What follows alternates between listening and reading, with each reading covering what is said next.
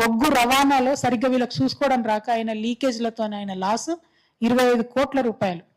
ఇక అదనపు వసూళ్లతోని వినియోగదారుల నుంచి వాళ్ళ దగ్గర నుంచి చేయలేక 1000 కోట్లు 1078 కోట్లు లాస్ అని చెప్పి చెప్తా ఉన్నారు. అట్లనే ఇక డీజిల్ వినియోగం మీద డైరెక్ట్ స్కామ్ 250 కోట్లు ఉంది. ఇంకా చాలా అనేకమైనటువంటి ఉన్నాయి. అంటే వేల కోట్లు 100 కోట్లు మీ ఇన్ఎఫిషియన్సీతోని మీ చాతగానితనంతోని మీరు పరిపాలన చేయలేక నష్టం చేస్తున్నారు సింగరేణి సంస్థకు తప్పితే కార్మికులు నష్టం చేస్తలేరు. కార్మికులు కరెక్ట్ షిఫ్ట్ టైంకే దిగుతున్నారు, వాళ్ళ పని వాళ్ళు చేస్తూనే ఉన్నారు, బొగ్గు ప్రొడక్షన్ వాళ్ళు చేస్తూనే ఉన్నారు. కామెడీ ఏంటంటే బొగ్గు ప్రొడక్షన్ ఇక ఇట్లా జరుగుతుందని చెప్పి వీళ్ళు చెప్తారు. మొన్న కిషన్ రెడ్డి గారు పోయి ముచ్చట పెట్టగానే బొగ్గు ప్రొడక్షన్ మారిపోతుంది. మరి నంబరు ఎందుకు మారుతుందో తెలియదు. నేను అనుకోవడం అయితే కార్మికులకు లాభాలలో వాటా ఇవ్వాలని చెప్పి మార్చిండ్రని చెప్పి నేను బలంగా నమ్ముతున్నా. ఇంత భయం ఎందుకు మీకు? కార్మికులతోని వాళ్ళు కష్టపడి చెమట చిందిస్తేనే బొగ్గు వస్తుంది, డబ్బులు వస్తాయి, దాంతోనే కరెంట్ వస్తుంది. వాళ్ళతో లాభాలలో పంచుకోవడానికి వాటా మీకు ఏం అభ్యంతరం ఉన్నది? కాంట్రాక్టర్లకు దోషి పెడుతురు కదా వేల కోట్లు. ఏముంది కార్మికులతో నష్టం మీకు చెప్పండి? ఇదొక పక్క. ఇంకో పక్క సింగరేణి సంస్థ స్వయం ప్రతిపత్తి కలిగినటువంటి సంస్థ. గవర్నమెంట్ రూల్ అప్లై కాదు. ఇప్పటిదాకా రియాజ్ అన్న గారు చెప్పినట్టు గవర్నమెంట్ రూల్ అప్లై కాదు, అది ఇండిపెండెంట్ అటానమస్ బాడీ. ఇప్పుడు దాంట్లో ప్రభుత్వం బకాయిలు ఎన్ని బకాయిలు? మొత్తం 47,000 కోట్ల బకాయిలు ప్రభుత్వం ఇలా కడతలేదు సింగరేణికి. మరి ఎట్లా సంస్థ ఎట్లా సస్టైన్ అవుతుంది? అంటే బొగ్గు సప్లై చేస్తే ఎవరైనా ఒక వస్తువు ఇస్తే ఇమీడియట్ గా తీసుకుంటారు. బొగ్గు సప్లై చేస్తే ఇవ్వకుండా ప్రభుత్వం ఆపినటువంటి బకాయిలు 20,646 కోట్లు. అట్లనే విద్యుత్ సరఫరా చేస్తున్నటువంటి బకాయిలు 26,369 కోట్లు. అంటే మొత్తం 47,000 crores సింగరేణి సంస్థకి ఇవ్వకపోయేసరికి జీతాలు ఇవ్వడానికి కానీ, కొత్త మెషినరీ కొనడానికి కానీ, కార్మికుల సేఫ్టీకి సంబంధించినటువంటి ఏ ఒక్క ఐటమ్ కొనడానికి కానీ ఇలా పైసలు లేక ఇబ్బంది పడుతుంది. ఓకే, పైసలు లేవు, ఇబ్బంది పడుతున్నాం. మరి అట్లాంటప్పుడు మీకు ఎందుకు రాజస్థాన్లో పోయి సోలార్ పెట్టుడు ఎందుకు? నువ్వు ఇంకొక కామెడీ ఏంటంటే కొత్త బిజినెస్ చేస్తామని ఒక బిజినెస్ మొదలు పెట్టింది సింగరేణి. ఇది దయచేసి సింగరేణి యువ కార్మికులందరూ తెలుసుకోవాలి, ఎక్స్పోజ్ చేయాలి ఈ విషయాన్ని కాంగ్రెస్ గవర్నమెంట్. ఏం బిజినెస్ ఇది? బ్యాటరీ గ్రేడ్ లిథియం రిఫైనరీ అని చెప్పి పెట్టిండ్రు. సరే, సంతోషం, పెట్టిండ్రు. ఏంది దీని ఏందట అంటే ఈయన గ్లోబల్ సమ్మిట్ అని పెట్టిరు Congress party, Telangana rising global summit అని. ఇప్పుడు ఆ సమ్మిట్ లో మరి ఎంఓఎల్ చూపియాలి కదా, 1000 కోట్లు వచ్చినాయని చెప్పాలి కదా. అందుకని చెప్పి ఈ ప్రాజెక్ట్ ఎంత చెప్పారు? 2,250 కోట్లతోని సింగరేణి ప్లస్ ఒక ప్రైవేట్ సంస్థ కలిసి ఒక కంపెనీ పెడుతున్నాము. దాని ద్వారా ఈ లిథియం అనేటటువంటి ఏదైతే వనరు దొరుకుతుందో దాన్ని రిఫైన్ చేస్తామని చెప్పి చెప్తున్నారు. సంతోషం, పెడుతున్నారు. వీళ్ళకి ఏమన్నా అడ్వాంటేజ్ అవుతుందేమో తెలంగాణ వాళ్ళకని అనుకుంటే వాళ్ళు ఎవరితో పార్ట్నర్షిప్ చేస్తున్నారు? ఒక కంపెనీ. ఆ కంపెనీ పేరు ఆల్ట్మిన్ అనే కంపెనీ. ఈ కంపెనీ పెట్టిందే 2023లో. ఈ కంపెనీ మొత్తం విలువ 27 లక్షలు మాత్రమే, 27 lakhs మాత్రమే. 27 లక్షలు ఉన్న కంపెనీ ఒకటి వచ్చి సింగరేణితో టైఅప్ అయితే వీళ్ళు ఎంత బిజినెస్ చేస్తారట? 2,250 crores, 2,250 కోట్ల బిజినెస్ చేస్తారట. అసలు వినడానికి కూడా బాగుందా కనీసం? వాళ్ళు 2-3 వాళ్ళు ఉన్నారు కంపెనీ వాళ్ళు. మొత్తం కంపెనీ గవర్నమెంట్ ఇప్పటిదాకా ఏదో పేడప్ క్యాపిటల్ అంటారు కదా, ఆ కట్టింది 1,25,000, 1.25 lakhs. దీన్ని 2,250 crores కి చేస్తామని చెప్పి ఎంఓయూ చేసుకున్నారు. నేను బట్టి విక్రమార్క గారిని సవాల్ చేస్తా ఉన్నా, మీరు సిన్సియర్ అయితే, మీరు సీరియస్ అయితే, మీరు సింగరేణిని సేవ్ చేయాలనుకుంటే, సింగరేణి ద్వారా వచ్చే వనరులతోని తెలంగాణకు లాభం జరగాలని మీరు అనుకుంటే మీరు చెప్పాల్సింది ఏంటంటే అసలు ఈ చిన్న 27 లక్షల కంపెనీతో సింగరేణి ఎందుకు పార్ట్నర్షిప్ చేస్తుంది? First thing. ఓకే, పార్ట్నర్షిప్ చేస్తే బ్యాంక్ గ్యారంటీ సింగరేణి ఇస్తుందా, ఆల్ట్మిన్ అనే కంపెనీ ఇస్తుందా? మరి దీన్ని మొత్తం రిఫైనరీ పెట్టడం ద్వారా వచ్చే లాభాలలో ఆల్ట్మిన్ కంపెనీ వాటా ఎంత, సింగరేణి వాటా ఎంత? ఎందుకోసం ఇది పెడుతున్నారు రిఫైనరీ? ఈ ఏదైతే లిథియం రిఫైనరీ అని చెప్తా ఉన్నారో, ఈ లిథియం రిఫైనరీ ప్రపంచంలో పెద్ద పెద్ద కంపెనీలు పెట్టి మునిగిపోయి చేతులు కాల్చుకొని వెనక్కి తీసుకున్నారు, బ్రెజిల్లో ఇంకా అనేక దేశాలలో. మరి మీరెందుకు ఇది కొత్త ప్రయోగం చేస్తున్నారు? పోనీ చేస్తున్నారు, మరి ఊరు పేరు లేని కంపెనీతో ఎందుకు చేస్తున్నారు?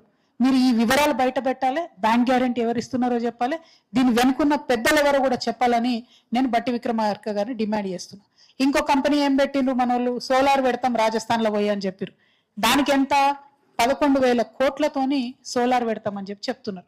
అందులో 72%, 74% సింగరేణి వాటా, మిగతా రాజస్థాన్ గవర్నమెంట్ వాటా అని చెప్తున్నారు. సంతోషం. కానీ ఎంత ఘోరం అంటే మామూలుగా ఒక్కొక్క మెగావాట్ సోలార్ పవర్ ప్రొడ్యూస్ చేయడానికి అయ్యే డబ్బుల కన్నా 3 ఇంతలు ఎక్కువ ఖర్చు పెట్టి పెడతా ఉన్నారు. ఇది అవుట్ రైట్ గా అవినీతి ఉన్నది దీంట్లో. దీని మీద కూడా మేము లెటర్ రాస్తాం, ఎంక్వైరీ చేయాల్సిందే. మీరు కార్మికులను కాదు ఎంక్వైరీ చేయాల్సింది, ఈ సోలార్ పవర్ ప్రాజెక్ట్ రాజస్థాన్లో పెట్టే దాని మీద ఎంక్వైరీ చేయాలి. ఈ ఆల్ట్మిన్ కంపెనీతో ఉన్నటువంటి ఒప్పందం ఏందో దాని మీద కూడా నేను ఖచ్చితంగా ఎంక్వైరీ చేయాలని చెప్పి డిమాండ్ చేస్తా ఉన్నాను. అదేవిధంగా మనం ఎప్పటి నుంచో కొన్ని అంశాలు అడుగుతా ఉన్నాం, ఎందుకంటే ఇంట్రడక్షన్ కాబట్టి టకటక చెప్తా, మీరు అందరూ మాట్లాడాలి. ఏం అడుగుతున్నాం? ఒకటి, మెడికల్ బోర్డును పాత పద్ధతిలోనే నిర్వహించాలని అడుగుతున్నాం. దానికోసం ఇదివరకు హెచ్ఎంఎస్ జాగృతి ఆధ్వర్యంలో మనం పోయాడు సింగరేణి భవన్ ముట్టడి చేసి ధర్నా చేస్తే కరెక్ట్గా 5 రోజులలో పెట్టిరా మెడికల్ బోర్డు, మళ్ళీ కథం, మళ్ళీ బంద్, మళ్ళీ పెడతలేరు. మెడికల్ బోర్డు రెగ్యులర్గా పెట్టాలి. ఖచ్చితంగా దాన్ని ఎట్లా పెడతారు, ఏం పెడతారు అనేటటువంటి విషయాన్ని ఇమీడియట్గా మీరు చెప్పాలని ప్రభుత్వాన్ని నేను డిమాండ్ చేస్తున్నా. 2, పెండింగ్లో ఉన్న విజిలెన్స్ కేసులను తొందరగా విచారించి పరిష్కరించాలని చెప్పి నేను కోరుతా ఉన్నాను.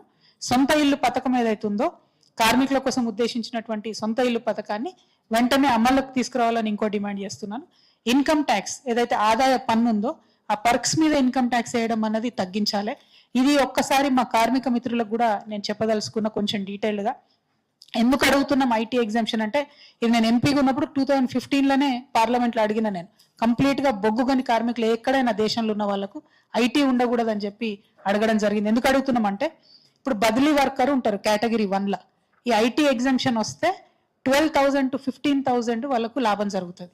కేటగిరీ 4లో ఉంటారు ఎంప్లాయీస్, వాళ్ళకు 18,000 to 22,000 లాభం జరుగుతుంది. అట్లనే కేటగిరీ 6లో ఉంటారు కొంతమంది ఎంప్లాయీస్, వాళ్ళకు 24,000 to 28,000 లాభం జరుగుతుంది. అట్లనే గ్రేడ్ సి టీ&ఎస్ ఎంప్లాయీస్ ఎవరైతే ఉంటారో వాళ్ళకు 30,000 to 35,000 లాభం జరుగుతుంది ఐటీ ఎగ్జామ్షన్ ఇస్తే. అట్లనే గ్రేడ్ బి ఎవరైతే ఎంప్లాయీస్ ఉంటారో వాళ్ళకు 45,000 నుంచి 55,000 లాభం జరుగుతుంది. గ్రేడ్ ఏ ఎంప్లాయీస్ ఎవరైతే ఉంటారో వాళ్ళకి 65,000 నుంచి 80,000 లాభం జరుగుతుంది. కాబట్టి మేము ఈ ఐటీ ఎగ్జామ్షన్ ఇవ్వమని అడుగుతున్నాం. ఉట్టిగా ఏం అడుగుతలేము, ఇది చాలా రిస్కీ సెక్టరు, లైఫ్ రిస్క్ చేసే ఉద్యోగం కాబట్టి ఇన్కమ్ ట్యాక్స్ ఉండకూడదు దీని మీద అనేది యాజ్ ఎ పాలసీగా మేము అడుగుతున్నాం తప్పితే ఉట్టిగా కారణం లేకుండా అడుగుతలేమనే విషయాన్ని కూడా ప్రభుత్వానికి నేను డిమాండ్ చేస్తా ఉన్నాను. అట్లానే మెడికల్ ఫిట్ అభ్యర్థుల పోస్టింగ్లు ఏవైతే ఉన్నాయో, అంటే వైద్య పరీక్షల్లో అర్హత సాధించినటువంటి సుమారు 300 మంది అభ్యర్థులు ఉన్నారు, వాళ్ళకి వెంటనే ఉత్తర్వులు ఇచ్చి పోస్టింగ్ ఇవ్వాలని చెప్పి డిమాండ్ చేస్తా ఉన్నాను.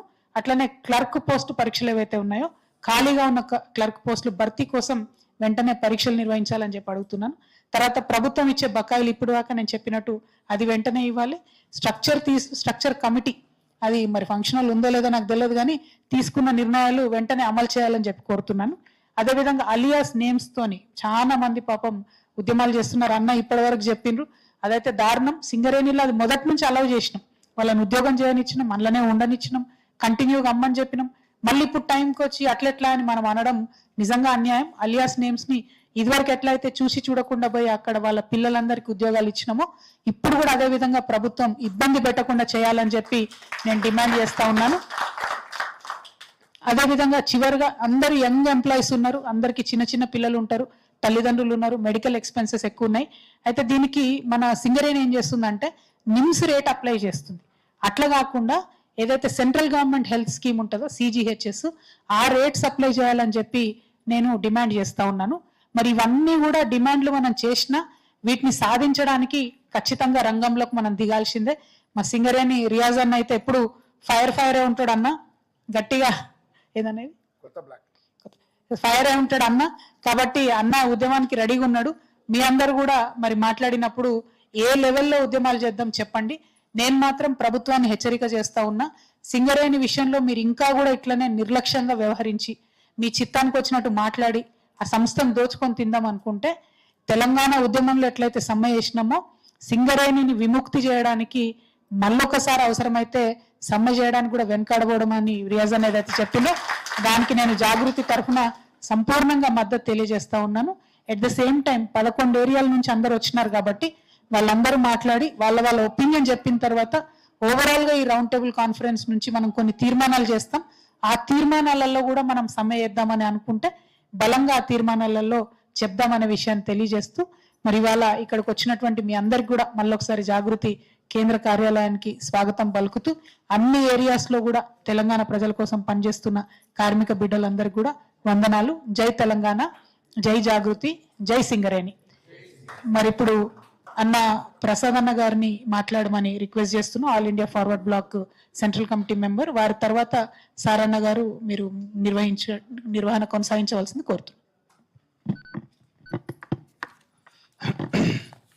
Dear comrades, good morning and welcome. ఈరోజు సేవ్ సింగరేణి అనేటటువంటి స్లోగన్ అనేది, సింగరేణి అనేది మన తెలంగాణలో ఒక హార్ట్ బీట్, బ్లాక్ గోల్డ్. దీన్ని మనం ఎలా కాపాడుకోవాలి? ఈ ప్రభుత్వాలు